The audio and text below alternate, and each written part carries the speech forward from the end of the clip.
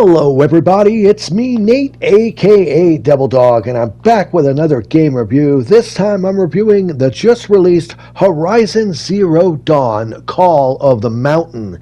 This is a PlayStation VR2 title that just launched, and you gotta remember it is strictly only on the PlayStation VR2. So you have to own a PlayStation 5 system and the PSVR2, which costs more than the PS5 system.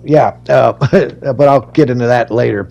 This game was developed by Guerrilla Games and Firesprite and published by Sony Interactive Entertainment and released on February 22nd of 2023 for the PlayStation 5 system. Now, what is it? Well, once again, it is a VR game, but you play as Arias, a former Karja rebel who has been captured and is given a chance to atone for his crimes by going on an epic quest to stop a new dangerous threat. Now, roughly around your 8+ hour long adventure, you'll go around exploring large but rather linear levels that sometimes do have branching paths, with the main focus on the game being really climbing, which is kind of weird. It's Call of the Mountain. It's more like Climb of the Mountain. But its main focus is climbing and also using your bow to attack the different enemies in the game. Total, there are 12 different missions through this 8+ hour adventure, and tons of collectibles too. Hands down, this actually is quite a legitimate sized game. I'm impressed with this. It isn't like one of the other ones where it's just a minor little thing. This actually is a pretty decent, deep game. I mean, collectibles by themselves, along with the trophy list, you get quite a bang for your buck for this. There's 111 different warning beacons that you shoot to collect, over 20 different lore collectibles, 5 different tools that you get, 2 different main weapons, and 30 armor upgrades.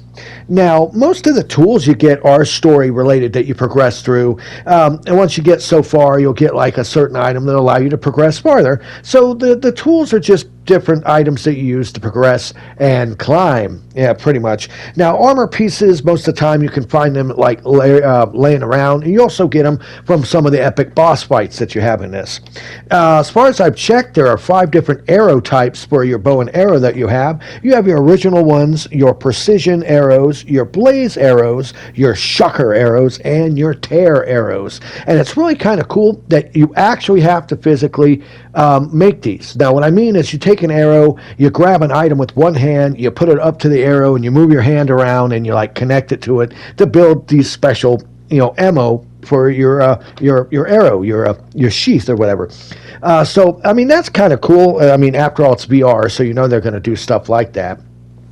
Now, as you go through here, it's mostly climbing and exploring, but there are a lot of different small battles that you'll deal with, and you have an ability to dodge roll out of the way and, going like a slow-mo bullet time sometimes, and also have your different, abilities that you have with different arrows you used against the enemies.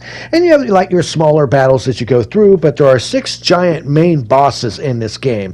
You fight against a couple Thunderjaws, no kidding, some Bellowbacks, a Shell Walker, a Stormbird, and even Fire Claws. So if you play the other games, you'll know what these monsters are, these giant robot dinosaurs. And honestly, the sheer size and scope is what really sets it apart, because in VR, everything is so much bigger and grander, and the footage you see here doesn't really do it justice. It's cool you can capture footage, but honestly, until you actually play a VR game, you don't really understand exactly the overall size scope of it.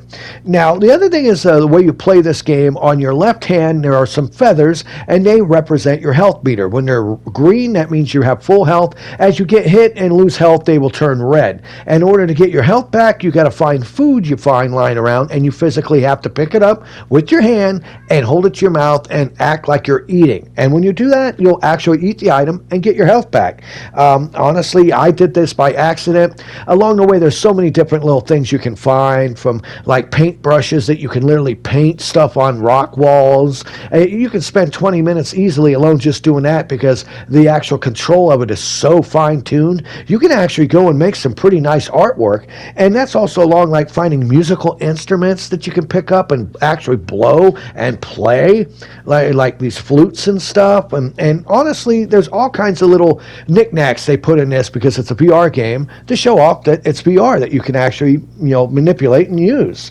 Now, like I said, with the gameplay, it mainly consists of you going around the areas. You can press your little button that'll bring up like a mode, almost like detective mode, that'll show you different paths or where an enemy might be, and you can go there. And like I said, for the most part, it's rather linear. It looks like a big giant open area, but it's not. You're always on some sort of path. And I understand why they did that. It's a VR game, and something that looks this pretty, I'm not sure it could handle an open world in VR.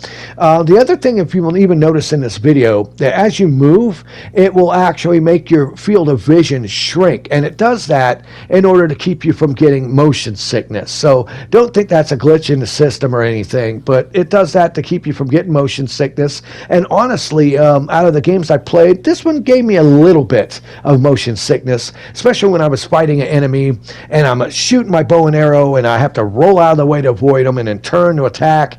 And it plays great with the DualSense controllers that you have, the wireless controllers for PSVR2. Took no time in figuring out how to use the triggers to grab. You can actually manipulate most of the fingers on your hands so where you can make gestures. You can't flip no one off. I tried, but other than that, you can make some pretty good gestures, and the control is great. The ability of reaching over your left shoulder and pulling your hand to pull out your bow, reaching over your right shoulder to grab your arrows, and literally putting them into the bow and drawing the bow back. And I even found that this is another game that uses the feature of the PlayStation VR2's eye tracking, to where in order to aim, you can look down the sights of the bow and arrow, but I found if I closed one of my eyes, I could aim better. And I don't know if it was something with the game that's designed that way or not, but I found myself doing that a lot when I was even fighting enemies, and it became second nature. It was actually pretty intuitive, and it plays great. Honestly, for a PlayStation VR2 title, for a launch title at that, it's pretty impressive. But I will say this is a full-priced game. That's right, this game is $60. Now, keep in mind, it's not a full-price PS5 game. Normally they charge $70, but no, this will set you back $59.99 plus tax. So you're looking at $64 for this. And the other thing that kind of sucks is I have not found a physical copy of this. It seems to be a digital download only for $60. Yes, I wish I was kidding. Hopefully when this video comes out, maybe they've changed the prices or they might have a physical release, but currently I could not find one. So it seems to be a rather expensive game, even though it is over 8+ hours. I mean, you can spend, 10, 12 hours easy, no problem in this game. And with the ability to go back and replay levels, so you don't have to miss anything. So if you want to platinum this with your trophies, you can go back and replay the levels and find anything that you missed. And it also has another little mode that's like a river raft mode, where you just chill on the boat as it goes down the river, and you see all the robot dinosaurs doing their own thing around you, and almost like going through a zoo river raft ride. So that's relaxing and cool if you want to see the enemies up close without having to deal with them. Like I said, there doesn't really seem to be too much in form of mechanics for stealth play in this. I found it rather difficult to avoid the enemies without them spotting you. It's still totally doable, but that's just a minor nitpick. And the other thing is the focus heavily, I'd say about more than 60-70% of this game is mostly climbing. Yes, it's got some cool stuff where you got to run and jump, and it goes into slow motion as you have to reach your hands out to grab the next location, as you see right here, and keep from dying. Stuff like that is invigorating. Looking around is fantastic, and I can recommend this if you're one of the few people that actually got a PlayStation VR2. This was Nate, aka Devil Dog, and I want to thank each and every single one of you for watching this video. Please leave in the comments below if you ever plan on playing this, if you're lucky enough to get a PlayStation VR2. Give me a thumbs up if you like this video. Subscribe to my channel, and remember, here at Devil Dog Gaming, we always end our videos by saying, have fun, play hard, And remember, people, the devil is in the details. Peace out until next time, y'all.